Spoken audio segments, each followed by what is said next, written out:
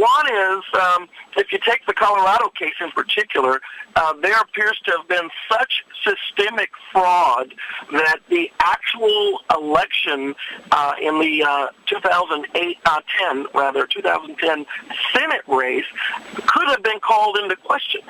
The problem with these ghost voting is it's not, you can't go to the poll and count where are the actual fraudulent votes, remove those out, and then have a recount. Once the count is cast, once the vote is cast, it's in there. What we see in Colorado and what we just saw in this West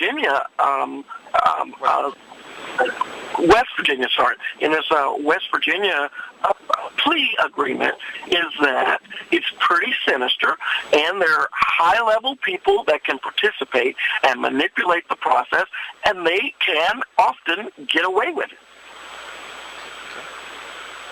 Now, Democrats, Debbie Wasserman Schultz has said this many times, as have others, has said that African Americans, young voters, seniors, other minorities are less likely to have photo ID.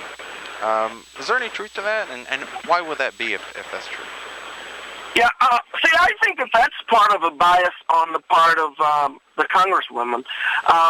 There isn't much evidence to suggest that just being a minority or being a senior citizen means that you're going to be less likely to have identification. There may be some correlation with extremely low income, but you can't get a book from the library.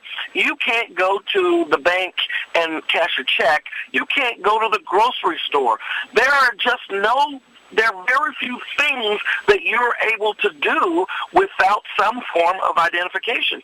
Even some schools are requiring people to show their ID to enter the premises or to use their facilities or even to ride their buses. This whole idea is ridiculous that poor people or minority people or senior citizens are not going to be allowed access to voting. In the jurisdictions where they are requiring ID, they are exempting people who say that they cannot afford the ID card from having to pay a fee for that ID card. There simply is no good reason to argue that you can't use identification. It's a very, very useful way. And I might add that it is the seniors, it is the minorities who are often infrequent voters and who are much more subject to being manipulated by ghost voting. It is the everyday, much more middle class or upper income voter who is much less likely to be susceptible to fraudulent use of their vote and having their vote not count.